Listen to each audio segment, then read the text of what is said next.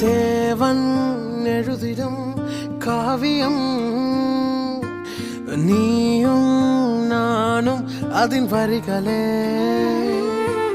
வாழும் வாழ்க்கை அதில் ஓவியம் இன்பமும் துன்பமும் அது நிறங்களே செல்வம் தேடி அழைக்கிறோம் பாரம் கொண்டு புது வாழ்வு